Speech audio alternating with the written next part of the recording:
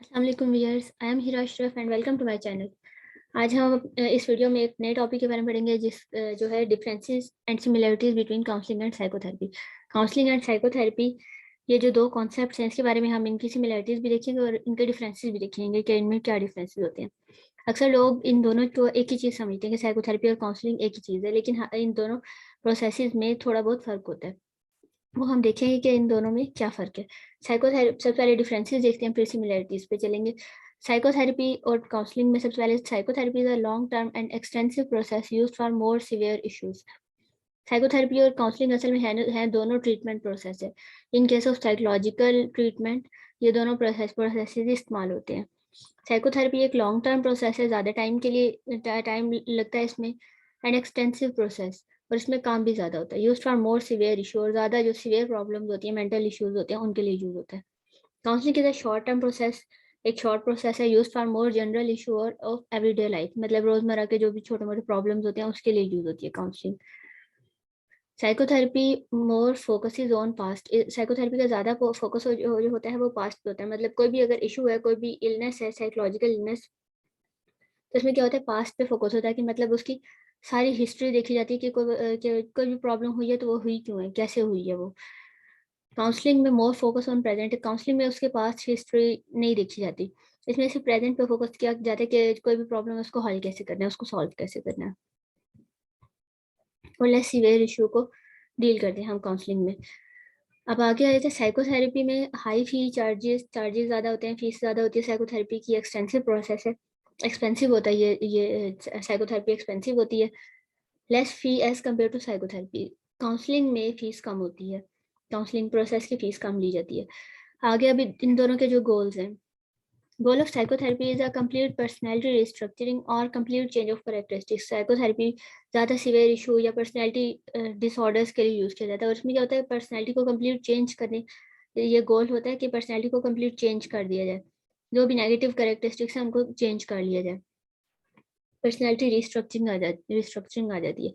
The goal of counselling is personal growth of individual, counselling का क्या होता है गोल, के personal growth of individual by developing कॉपिंग skills and change of behaviour, कि मतलब कोई भी अगर बिहेवियर है, डिस्टर्बिंग बिहेवियर है इंसान का, उसको उसको उसको उसका कोई सोल्यूशन, कॉपिंग स्किल्स सिखा दी जाती है। फॉर एग्जांपल, अगर किसी इंसान को गुस्सा ज़्यादा आता है, एग्रेशन है, तो इसके लिए हम क्या यूज़ करेंगे, काउंसलिंग यूज़ करेंगे।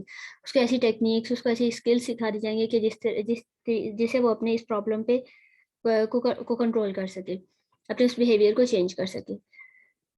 साइकोथेरेपी में ज़्यादा डीप स्टडी होती है और ज़्यादा काम होता है, पर्सनैलिटी रिस्ट्रक्चरिंग आ जाती है होल, जबकि काउंसलिंग में सिर्फ जो प्रॉब्लम होती है उसका सोल्यूशन ढूंढा जाता है, और क्लाइंट को सिर्फ उस कॉपिंग स्किल्स सिखा दी जाती हैं कि उसने अपनी प्रॉब्लम को कैसे हैंडल करना है। अब आगे आ जाता है psychotherapist work at deeper level, मतलब वो डीपर लेवल पे काम करता है, वो ज़्यादा काम करेगा और हिस्ट्री वगैरह में, हिस्ट्री ट्रेकिंग में भी इन्वॉल्व होता है। Counsellor work at surface level to bring the change, counsellor जो होता है वो ज़्यादा हिस्ट्री वगैरह नहीं लेता, वो सरफेस लेवल पे काम करता है कि जो भी प्रॉब्लम है उसको सोल्यूशन ढूंढना है। अब आगे आ जाता है, psychotherapy is a more extensive process, ज़्यादा बड़ा प्रोसेस होता है, लॉन्ग टर्म प्रोसेस होता है। It involve complete study of the history to find out the roots of the problem की रूट्स, मतलब कोई भी प्रॉब्लम है वो शुरू कहाँ से हुई है, ये चीज़ फाइंड आउट की जाती है साइकोथेरेपी में, और फिर डील भी किया जाता है, उसको प्रॉब्लम को सॉल्व भी किया जाता है। जबकि काउंसलिंग में is a less extensive process होता है, फोकस ऑन प्रेजेंट इशू पे फोकस किया जाता है कि जो भी इशू है उसको बस सॉल्व करना है, concern with more immediate and practical issues and outcomes. ये सिर्फ प्रॉब्लम से डील करता है, प्रॉब्लम और उसकी वजह से जो जो आउटकम्स आ रहे हैं, जो भी इश्यूज हो रहे हैं, उसको फोकस किया जाता है और उनको चेंज किया जाता है। अब आगे आ जाता है ड्यूरेशन, टाइम पीरियड जो है। साइकोथेरेपी एक्सटेंसिव प्रोसेस है, इसका टाइम पीरियड भी ज़्यादा होता है। Duration is more in psychotherapy, usually there are 20 to 40 sessions over a period of 6 months to 2 years। Psychotherapy में तकरीबन 20 से 40 तक सेशंस होते हैं, और ये 6 months से लेकर सालों तक भी जा सकती है साइकोथेरेपी। साइकोथेरेपी का जो प्रोसेस होता है वो ईयर्स तक जारी रह सकता है। Counselling duration is less, counselling का जो ड्यूरेशन होता है, टाइम पीरियड कम होता है। In counselling usually there are 6 to 12 sessions, आमतौर पर 6 से 12 तक होते हैं एवरेज सेशंस।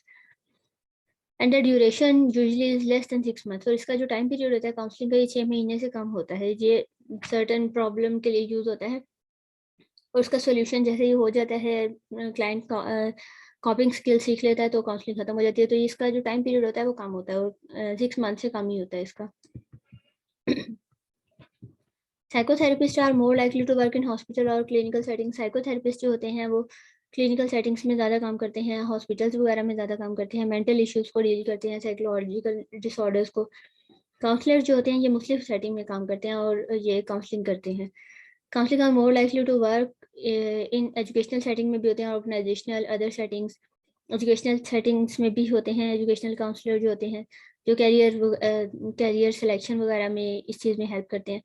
ऑर्गेनाइजेशनल काउंसलर्स होते हैं जो मुख्तलिफ इंस्टीट्यूशन इंडस्ट्रीज और ऑर्गेनाइजेशंस में होते हैं, जो कि ऑर्गेनाइजेशन की बेहतरी के लिए काम करते हैं। इसके अलावा काउंसलर्स और भी सेटिंग्स में पाए जाते हैं, एजुकेशनल सेटिंग में, ऑर्गेनाइजेशनल सेटिंग में, मुख्तलिफ मैरिज काउंसलिंग में भी होते हैं, मैरिज काउंसलर्स होते हैं।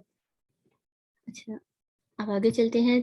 Psychotherapy deal with the issue such as, आप किस तरह के इशू होते हैं, कौन से होते हैं, such as personality disorder, mental health problem, neurotic and psychotic problem. Psychotherapy mental health problems को डील करती है, पर्सनैलिटी इशूज जो होते हैं, न्यूरोटिक और साइकोटिक इशूज। और काउंसलिंग में कौन कौन से इशूज आ जाते हैं, कैरियर काउंसलिंग हो जाती है, मैरिज काउंसलिंग आ जाती है, एडजस्टमेंट इशूज मतलब रिलेशनशिप इशूज जो होते हैं, self harm, abuse cases, vocational problem कहते हैं, जो भी जॉब रिलेटेड प्रॉब्लम है उनमें अगर इंसान को हेल्प चाहिए हो उसमें काउंसलिंग दी जाती है।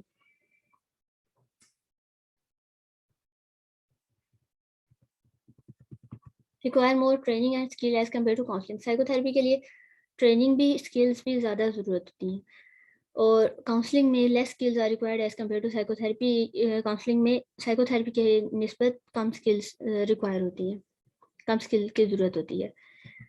ये थी इसके डिफरेंसेस। इसके क्या क्या डिफरेंसेस हैं कि जो साइकोथेरेपी है वो एक एक्सटेंसिव लॉन्ग टर्म प्रोसेस है जिसमें हम हिस्ट्री को भी स्टडी करते हैं। सिवियर किस्म के इशू के लिए ज़रूरत होती है, इसका टाइम ड्यूरेशन भी ज़्यादा होता है, जबकि काउंसलिंग जो है एक शॉर्ट टर्म प्रोसेस है, मेन एवरीडे प्रॉब्लम्स के लिए यूज़ होता है, टाइम ड्यूरेशन भी कम होता है, ट्रेनिंग भी इसके लिए कम ज़रूरत होती है। और एक शॉर्ट टर्म प्रोसेस है जिसमें हम हिस्ट्री को नहीं देखते, हम सिर्फ प्रॉब्लम के सोल्यूशन को फोकस करते हैं। ये इनके डिफरेंसेस है। अब आगे आगे इसकी सिमिलरिटीज, इन दोनों में सेम क्या चीज़ है।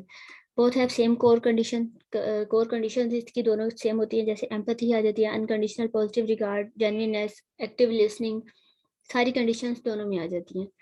Same skills techniques can be use in both, दोनों में एक तरह की टेक्निक्स इस्तेमाल होती है। एक्टिव लिसनिंग आ जाती है, पैराफ्रेजिंग, समराइजेशन, एक तरह की टेक्निक्स काउंसलिंग में भी और साइकोथेरेपी में भी यूज होती हैं।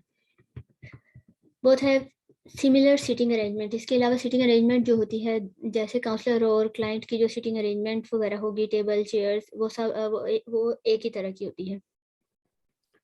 Similar counsellor and client relationship occur in both, counsellor client relationship दोनों में आता है। इसके अलावा same counselling skills are used by both psychotherapist and counsellor, मतलब काउंसलिंग स्किल जो मुख्तलिफ तरह की जो होती हैं, जैसे माइंडफुलनेस होगी, इसके अलावा और भी डीप ब्रीदिंग होगी, जो भी टेक्निक्स वगैरह होती हैं काउंसलिंग स्किल्स में, माइंडफुलनेस वगैरह और भी मतलब जो भी टेक्निक्स वगैरह और स्किल्स यूज़ होती हैं, वो दोनों साइकोथेरेपिस्ट और काउंसलर दोनों की काउंसलिंग स्किल्स सेम होती है, एक तरह की काउंसलिंग स्किल्स यूज़ कर रहे होते हैं। Both have similar ethical and professional standard. इसके अलावा एथिक्स जो होते हैं, रूल्स वगैरह होते हैं, वो भी दोनों के एक जैसे होते हैं। फॉर एग्जांपल कॉन्फिडेंशियलिटी, जो क्लाइंट का जो रिकॉर्ड है उसको कॉन्फिडेंशियल रखना होता है, ये भी दोनों में होता है। टाइम लिमिट्स, टाइम दोनों में जो होता है प्रॉपर एक फिक्स टाइम होता है सेशन का, ये चीज़ भी स्टैंडर्ड्स, प्रोफेशनल एथिक्स, ये सब भी सेम होते हैं। दोनों में client counsellor relationship, sitting arrangement, skills, techniques, ethics, ये सब चीज़ें दोनों में साइकोथेरेपी और काउंसलिंग में सेम पाई जाती हैं। ये था काउंसलिंग और साइकोथेरेपी की सिमिलरिटीज़ और इसके डिफरेंसेस। वीडियो अच्छी लगी है तो वीडियो को लाइक कर दें, चैनल को सब्सक्राइब नहीं किया तो सब्सक्राइब कर दें। अगली वीडियो तक के लिए अल्लाह हाफिज़।